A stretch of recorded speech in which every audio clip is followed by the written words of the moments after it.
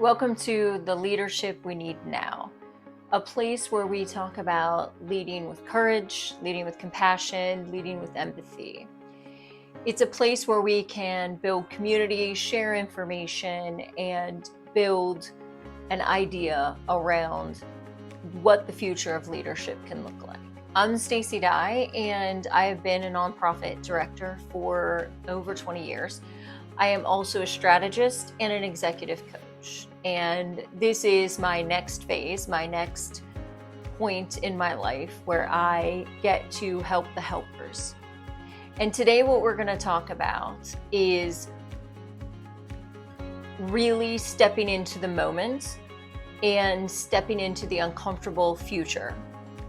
And I'm using my own example, I'm using my own situation where this is not something I've done in the past. This is not something that I have had a lot of comfort with, standing in front of a camera, talking about things that I would like to share, information I would like out to a larger amount of people. This is all new to me. And so as I've been creating this platform, as I've been thinking about things and the way that we need to move forward, this has been really a great lesson for me in learning new things, being creative, leaning into what I want to see, what things I think are valuable, and putting that out there in a very vulnerable way. I think that as I've gone through this process, I think there's so many things that I've experienced, that I've learned, especially in the past few months, about how to communicate, how to share messaging, how to get information out there, that I've really learned that as a nonprofit, I was really as a nonprofit leader, I was really minimizing the opportunities I had by not doing things like this, by not building my story, by not telling my story in a way that was part of the process, part of the project. It was, for me, it was always the thing at the bottom of my list, the thing that I just never got to. I would be at events all day and forget to take one picture. And so for this to be where I'm leaning now is so unnatural to me, but I really feel like it's the future of communication. It's the future of influence. It's the future of sharing. It's the future of service in a lot of ways. It's the way that we can tell our story. It's one piece of the way that we can tell our story so that we can help the people that need helped, but also ways that we can build our communities, build our support systems in a different way. And so the discomfort I'm feeling is something I just keep telling myself is natural, and that it is something I've got to lean into. And so as I'm doing this, I wanted to share this little video and just kind of put it into the back of your head. If you're leading and you're working on something and you find the time to tell the story, it is really important. And if you can't find the time to tell the story, it is still really important that it needs to be a blend of the two things, that we have to be able to do the help, to do the work, but then come back and be able to share that information in a way that encourages others to support us.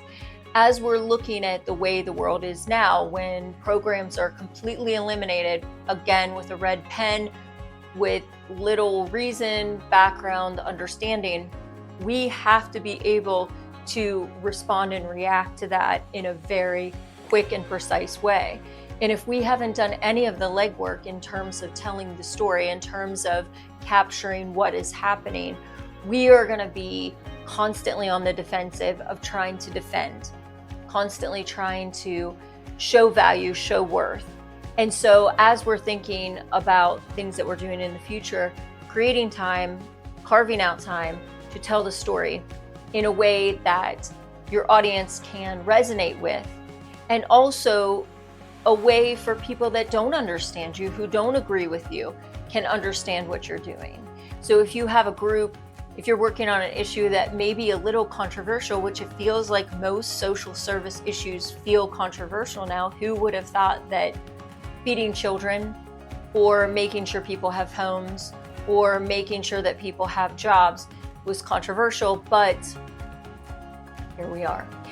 And so as we're doing this, making sure that we're making the arguments for what the other side is saying in our story, so that we're not just looking at the picture that's us holding a check, which is typical, and I get it, I have plenty of check pictures, or us standing with someone and that's the picture, but us thinking about how to tell that story, how to visually tell that story, how to tell that story in narrative, how to get in front of a camera and take the time to put together the story.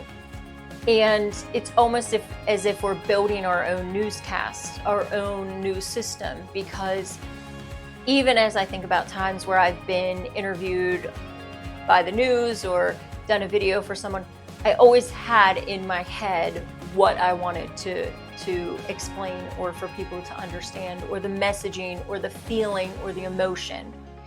And so if we start to do that for ourselves, creating that narrative and that story that we know is true, but we struggle to get out because, we're always in the work.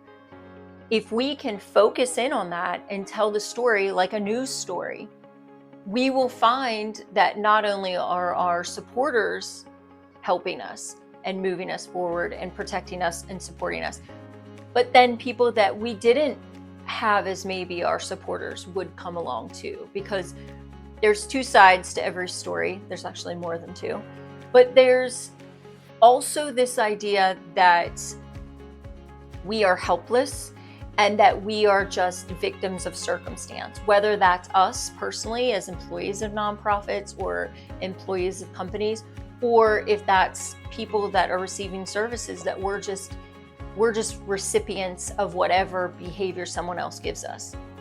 And so as we move forward, I think it's important to take our power back, to stand out front with courage, with compassion, with empathy, and propose that we do things different, that we start to create platforms, that we start to create dialogue, that we start to be in places where we're not typically allowed to be or invited to be, to talk about the value of what we do.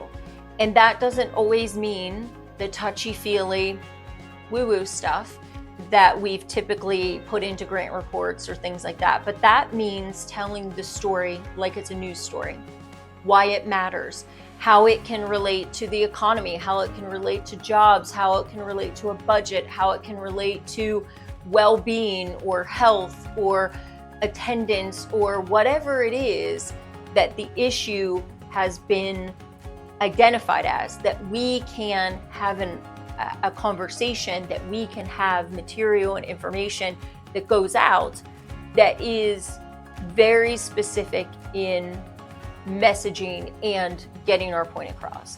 And so as I'm doing this today, I think traditionally in the past, I have used forms like Facebook, social media like Facebook, use social media like Instagram or X or whatever.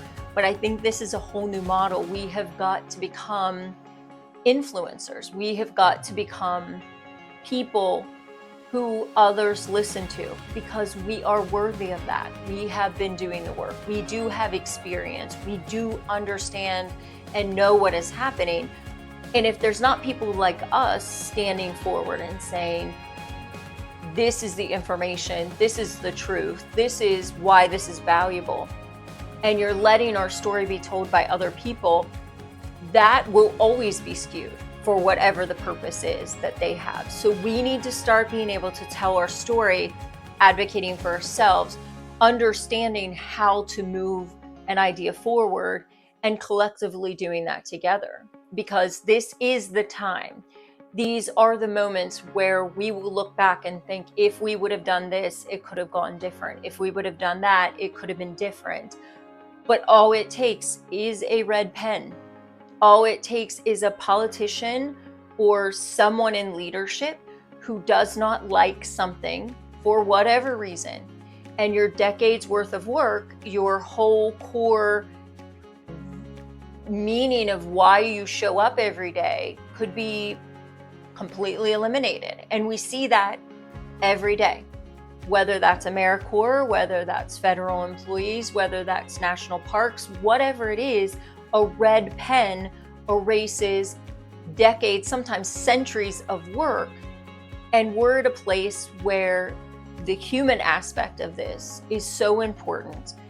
And if we don't start to stand in front as nonprofit leaders, as the helpers, and say, this is not okay, this is affecting people in the following ways, then it will all be for nothing, and it won't be here to fight for in a year or in a month or in 6 months. And so as you're doing this, just know that the story is important. Your story is important. Your work is important. And taking the time, especially right now, if you haven't in the past, taking the time to build your story, to tell what you're doing and talk about it in different platforms is more important than ever. And so this is just my way. This is my start. This is my next move in how we can build community, and we can build this new way of thinking about leadership. And as nonprofit leaders, we are perfectly aligned to do this because we know how. We know how to do more with less. We know how to fight. We know how to do things when we know it's hard. And this is hard. This is not easy. And so as we do this, just know that I'm stepping into my gifts. I'm stepping into the things that I think can move things forward, so that you know that you're not alone and that we can build this community together. And so like this, subscribe, share it, but know that the work is really yours to do. That this is my piece for right now, and you will have your piece too. But just like I'm doing this now, I'm someone who never thought I would be doing this. Could not have thought in a million years that this is the path that I was moving forward. But in this moment, this is what I feel like I can do to help. And there will be ways for you to do that too, to tell your story and to be vulnerable and to stand out and fight for what's right, because it is important. I appreciate you and I'm grateful for you, and just know that we're united in this and that I appreciate all you're doing. Thank you.